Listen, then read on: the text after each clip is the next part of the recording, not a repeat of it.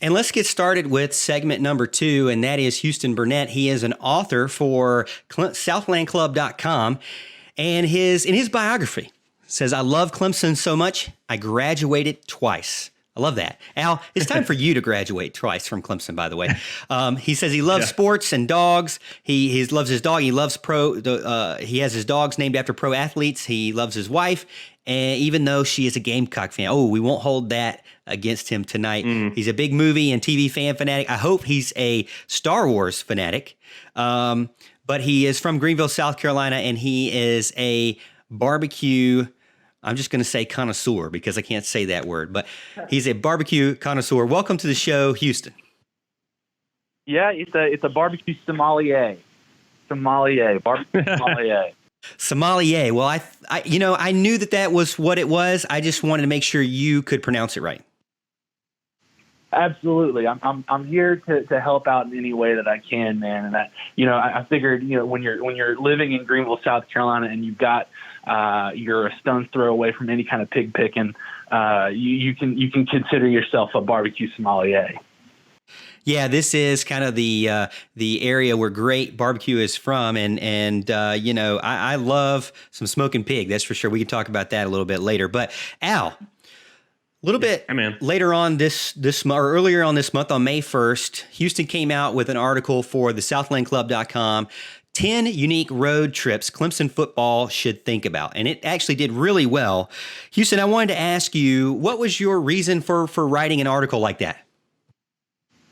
Well, there's a couple of reasons. I think I outlined this at the very beginning. We're all kind of stuck right now, and I think a lot of us. I initially thought about some more deeper things, but right now everything is so deep, or every commercial on TV is like kind of somber. And I wanted to be a little bit more cheery. I think everyone in the world wants to travel right now and wants to get out. And I wanted to put a spin on that. I'm not much of a person that loves to fly on planes, but right now, honestly, I would get on a plane right now and fly halfway across the world just to travel and get out and go around and visit things. And, I got to thinking about it more. There's a lot of places that I want to go. Visit Clemson games, whether that's SEC or the Big Ten or wherever. But I'm a little bit more unique in my thinking I think there's a lot of places when you say, where do you want Clemson to play? There's going to be some typical names. It's going to be LSU, Florida, Tennessee, Alabama, everywhere in the South. Or if not in the South, Ohio State, Michigan, USC, Texas. And some of those are on the list, but, a lot of them, we don't really think about what's fun to do around there, or what's really cool about the road trip itself. And I think that was kind of the outline there. There's a lot of cool places that you can also go see a great college football venue and have a solid trip too. So that's why there's a couple places that are a little bit off the beaten path.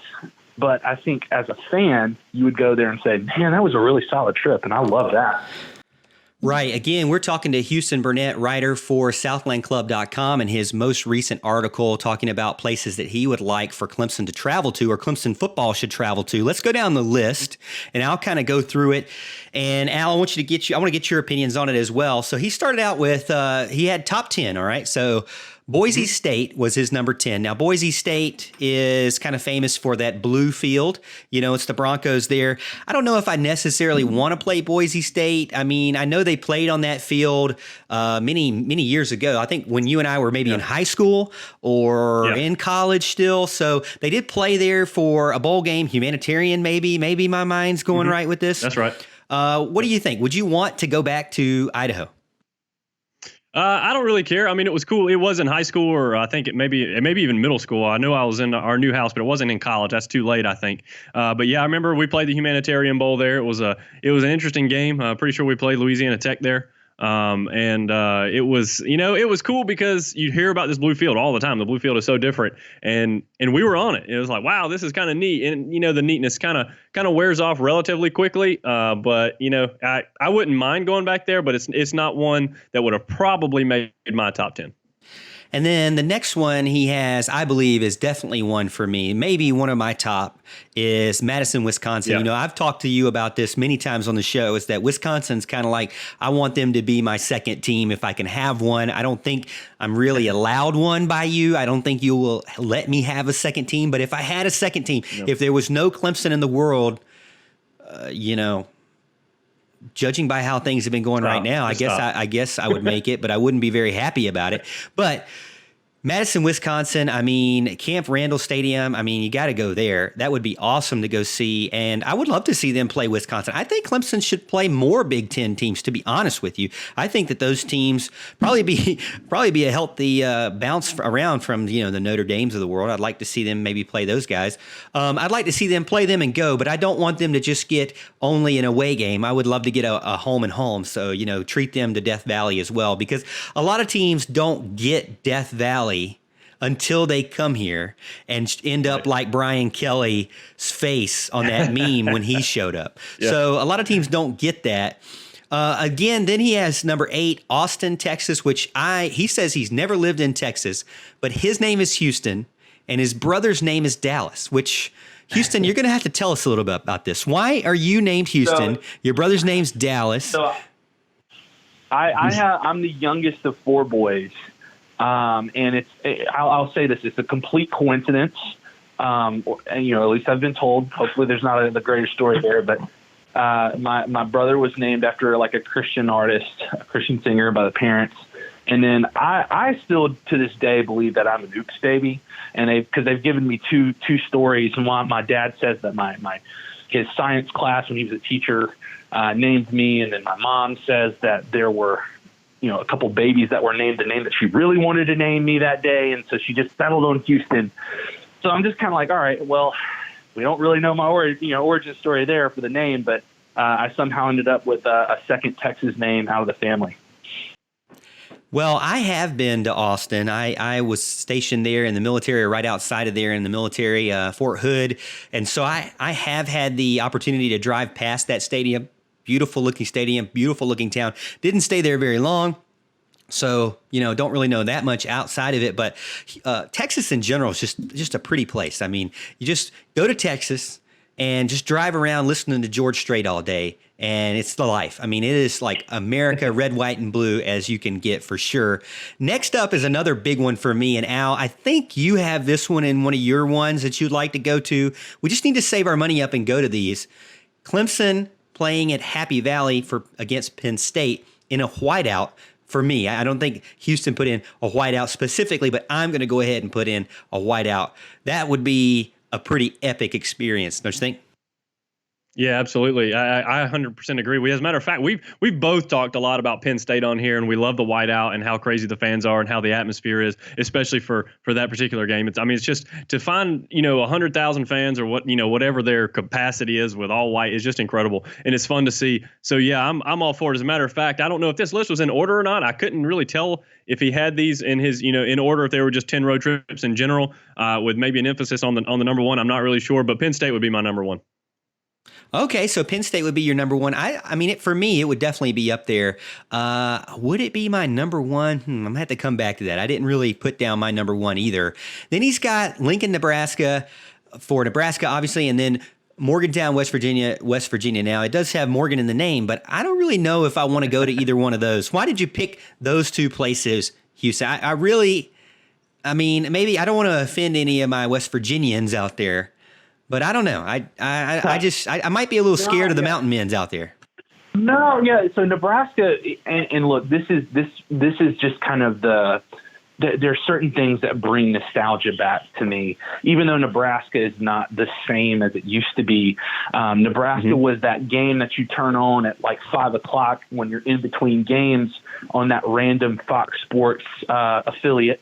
More than likely when they were back in the Big 12 and watch either them blow out or watch some team blow a big lead in Memorial Stadium and then come back and win. And they're not the same team from the 90s, but it still, I think, would be something that a lot of Clemson fans would want to do, a road trip out to Memorial Stadium in Nebraska. It still holds weight. Nebraska is similar in fan base like a fan base, stadium size, everything like that to Clemson. A little bigger city. It's a big city, but it's still in the middle of Nebraska. And so I think it would be a very unique road trip. You go for the game itself. I think I've heard Lincoln is a cool town. And so that would be one. And then for Morgantown, look, the only reason I have it as high as I do is simply because of the Orange Bowl. And I outlined that in the story. So if you look at it, it's, your Dabo's been beat 8 times by 17 plus points. And most of those have been avenged.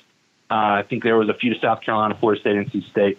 And then there's a couple that we do have games to go, get maybe avenge those big losses back in Athens, going to Baton Rouge in 2026. But we don't have something for the Orange Bowl. And I guess that the most bitter thing about it is because West Virginia and Clemson took 2 totally different trajectories after that game. Everybody thought West Virginia was on the rise and Clemson was just going to be muddling. Well, Clemson has gone on to become this giant, and West Virginia has floundered that momentum they got from that.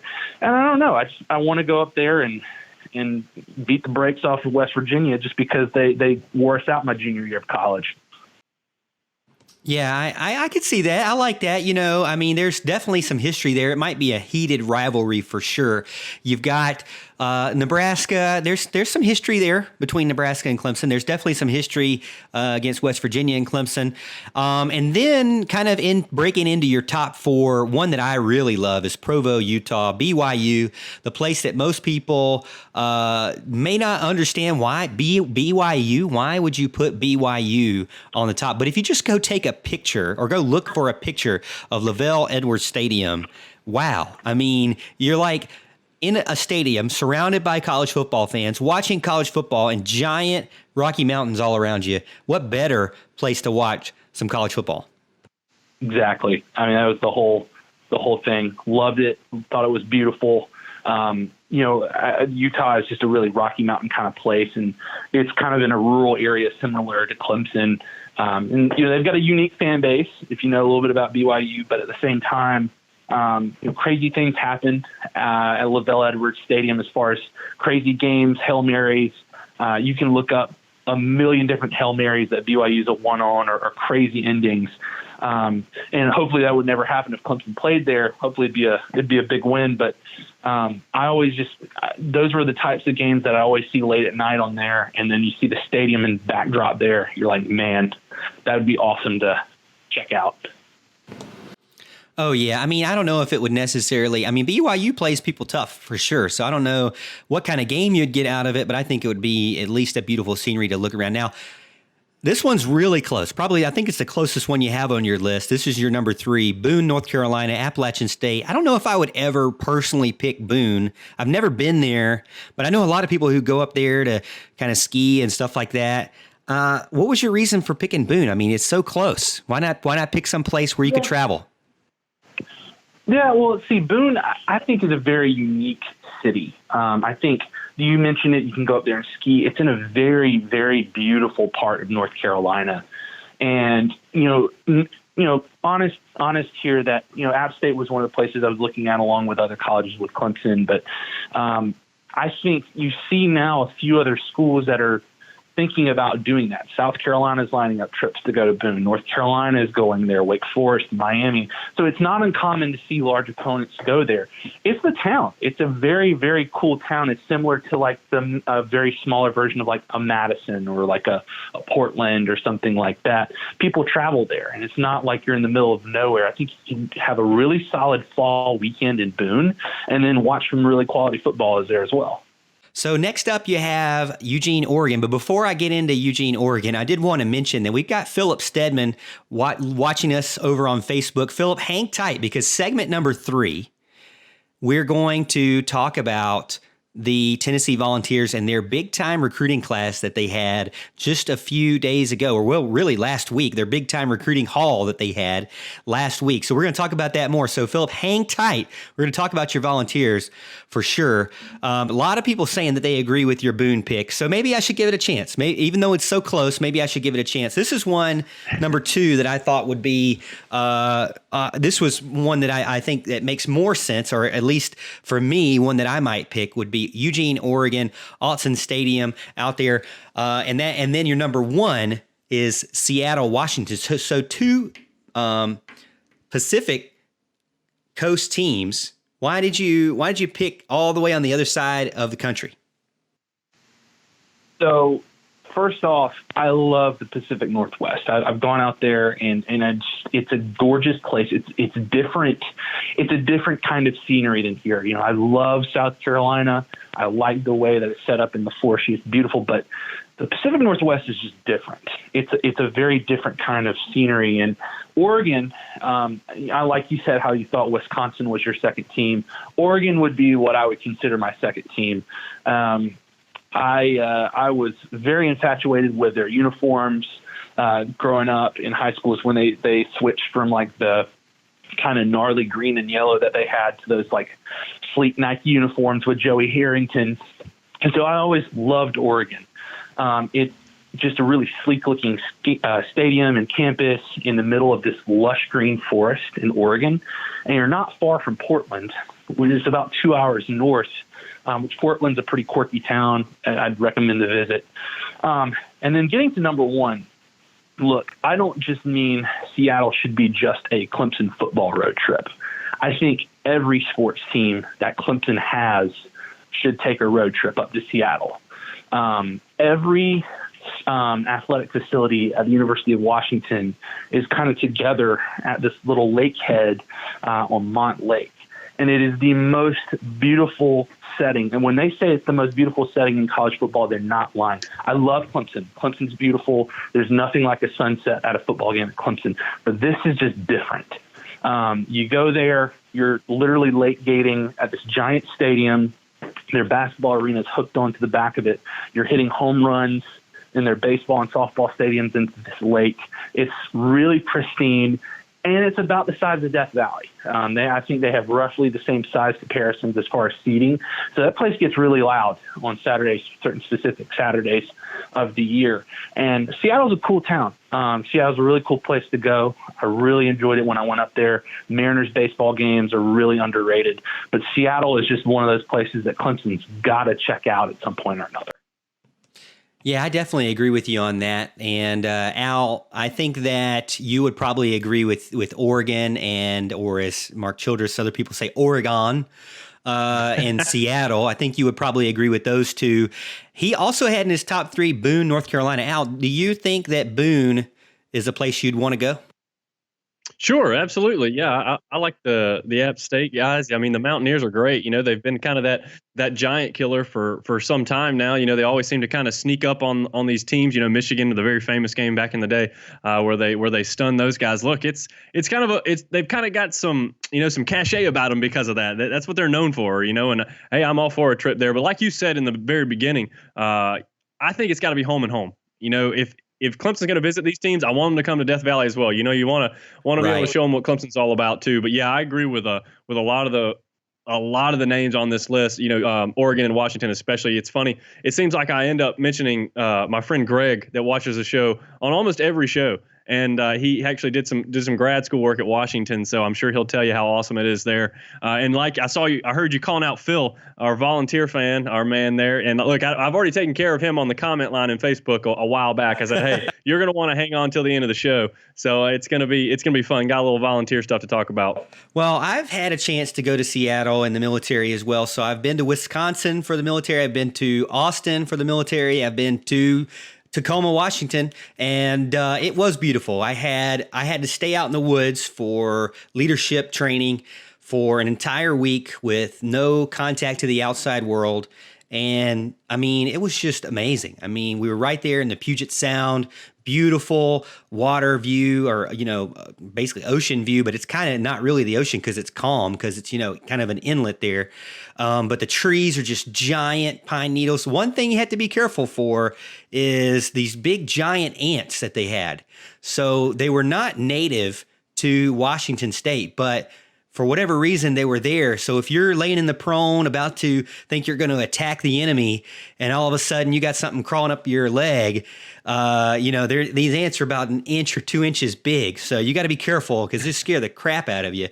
But, drill sergeants seem to like that. I don't know why they like stuff like that, but that seemed to make them happy that, we had giant ants attacking us. But anyways, thank you again, Houston, for joining us. And I wanted to let you know that, again, he has been writing for the southlandclub.com. He's got his first article out. We just went through it. Go check it out, southlandclub.com. And he's going to be writing more for us in the future, especially as actual sports come around. But Houston, kind of give us a sneak peek before we let you go, a sneak peek into what maybe is your next idea. So there's a couple. I won't lead in too much. So I'm a college football junkies. I love it. It is the sport of sports. It's the most passionate of sports. I love it with all my heart. But there are ways that we could actually make college football better. How do we do that? How do you make college football better? Well, I've got a couple of ways that we can do it, and that's what we're going to do on the next piece. Thanks for watching this video, and make sure to join our live show every Monday night at 8:30 p.m. Eastern Time right here on YouTube. Subscribe to the channel so you don't miss it.